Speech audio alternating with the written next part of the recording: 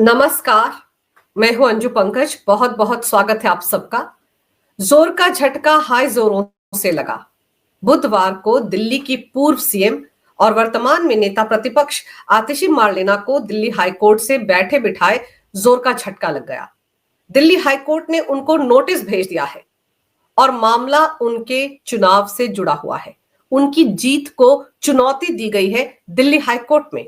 वैसे भी आपको याद होगा कि जब आतिशी मार्लेना चुनाव जीती थी तो उस वक्त जिस तरह से वो जश्न मना रही थी, गाड़ी के ऊपर खड़े होकर नाच रही थी, कई सवाल उठे थे। हर किसी ने ये सवाल उठाया था कि जब आम आदमी पार्टी चुनाव हार गई, आम आदमी पार्टी के सारे दिग्गज नेता चुनाव हार गए, अरविंद केजरीवाल मंत्रिमंडल का एक भी मंत्री चुनाव नहीं जीता, तो ऐसे में आतिशी मार्लेना कालका जी से चुनाव कैसे जीत गए। सवाल तो ये भी उठे थे कि शुरुआत के 8 राउंड में पीछे चलने वाली आतिशी मार्लेना कैसे 9वें राउंड में आगे चली गई थी रमेश विदुड़ी से, और कैसे 3521 वोटों से जीत गई थी। और उनकी जीत पर तो बीजेपी नेता अनुराग ठाकुर तक ने सवाल उठाए थे। अभी जो कैबिनेट मिनिस्टर है दिल्ली सरकार के, प्रवेश वर्मा, उन्होंने भी सवाल उठाए थे। उन्होंने यहां तक कहा था कि अरविंद केजरीवाल आतिशी मार्लेना को चुनाव हराना चाहते थे।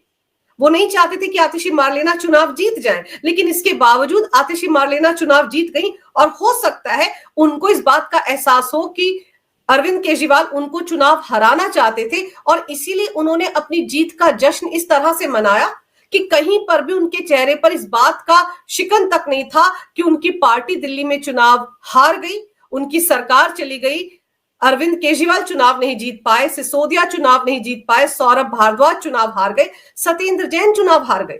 लेकिन आतिशी मार्लेना रैली के दौरान जीत का जश्न मना रही थी, ओपन गाड़ी में खड़े होकर डांस कर रही थी। अब उन्हीं आतिशी मार्लेना को दिल्ली हाईकोर्ट से झटका लगा है।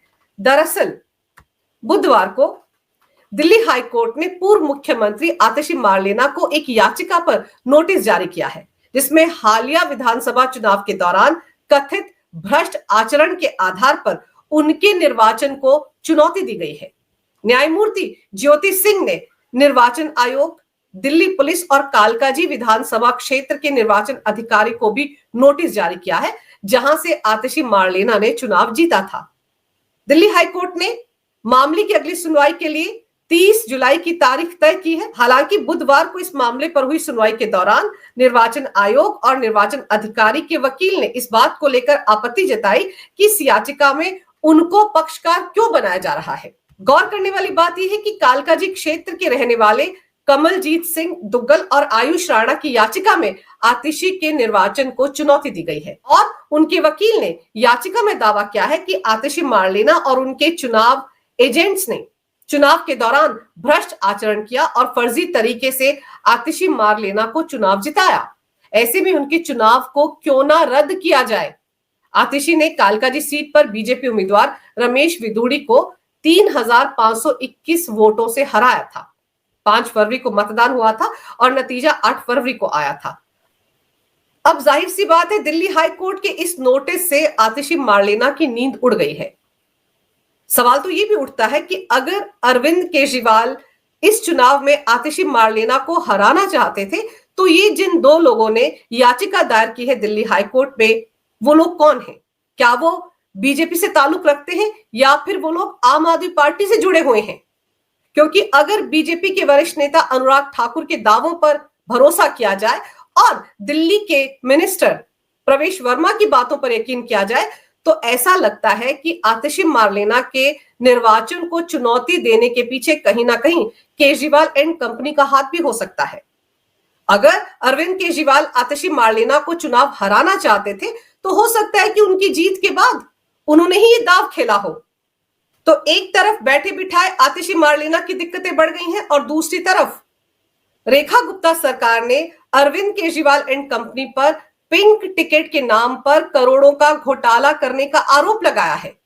अभी एक दिन पहले मंगलवार को दिल्ली की मुख्यमंत्री रेखा गुप्ता ने दिल्ली का बजट विधानसभा में पेश किया था, और इस दौरान उन्होंने महिलाओं के बसों में फ्री यात्रा को लेकर एक बड़ा ऐलान किया था। उन्होंने कहा था कि अब से दिल्ली की बसों में ट्रैवल करने वाली महिलाओं को पिंक टिकट नहीं दिया जाएगा, बल्कि उनको स्मार्ट कार्ड यानी पिंक कार्ड बांटे जाएंगे। और पिंक कार्ड इस तरह से बांटे जाएंगे ताकि सुनिश्चित किया जा सके कि दिल्ली में रहने वाली महिलाओं को ही दिल्ली की बसों में मुफ्त में यात्रा करने की सुविधा मिले। और ये पिंक कार्ड देने से पहले सभी महिलाओं का सत्यापन किया जाएगा कि वो महिलाएं दिल्ली की निवासी हैं या नहीं। पिंक कार्ड बनाने के लिए महिलाओं से उनके दिल्ली में निवास का प्रूफ लिया जाएगा और वो कितने समय से दिल्ली में निवास कर रही हैं, ये सारा विवरण, ये सारी जानकारी उनसे हासिल की जाएगी। इसके बाद ही पिंक कार्ड बनाया जाएगा। रेखा गुप्ता सरकार को शक है कि बांग्लादेशी और रोहिंग्या घुसपैठिया महिलाओं को भी केजरीवाल सरकार वोट बैंक की खातिर इस सेवा का फायदा पहुंचा रही थी। गौर करने वाली बात यह है कि आम आदमी पार्टी की सरकार ने ऐसी व्यवस्था नहीं की थी कि डीटीसी की बसों में सिर्फ दिल्ली की महिलाओं को ही मुफ्त में यात्रा करने की सुविधा मिले। उनकी तरफ से महिलाओं को मुफ्त सफर जैसा प्रावधान इस तरीके से किया गया था कि उत्तर प्रदेश या हरियाणा के गाजियाबाद, गुरुग्राम या दूसरे इलाकों से दिल्ली आने वाली महिलाओं को भी डीटीसी की बसों में मुफ्त में सफर करने की सुविधा मिल जाती थी और इसी के चलते डीटीसी को करोड़ों का घाटा हुआ।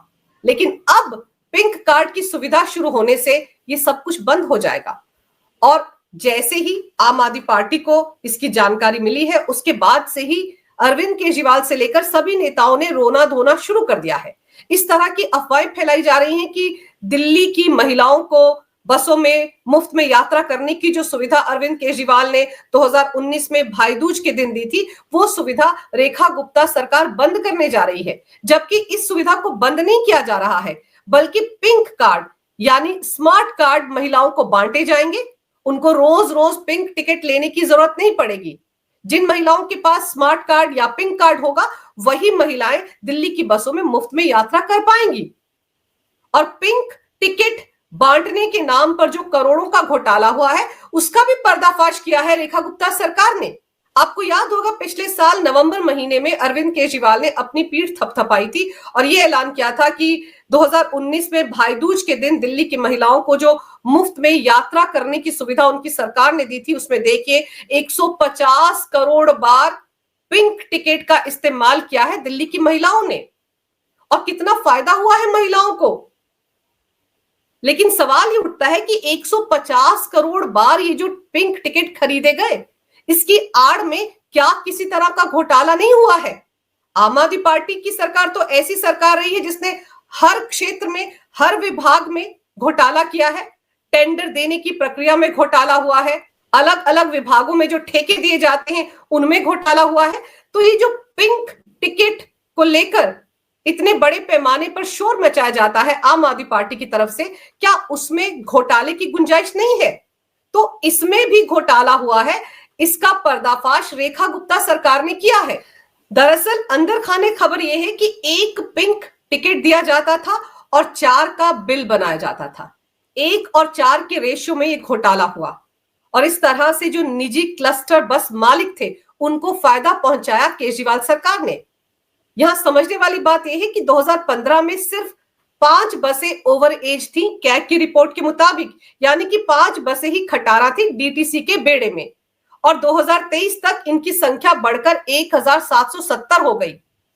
फंड था डीटीसी के पास, लेकिन फिर भी अपनी बसें खरीदने की जहमत डीटीसी ने नहीं की। किसके इशारे पर यह पूरा खेल हो रहा था? और गौर करने वाली बात यह कि उस वक्त जब डीटीसी की बसों का परिचालन प्रभावित हो रहा था, ज्यादातर बसें अपने रूट पर चल ही नहीं पा रही थी।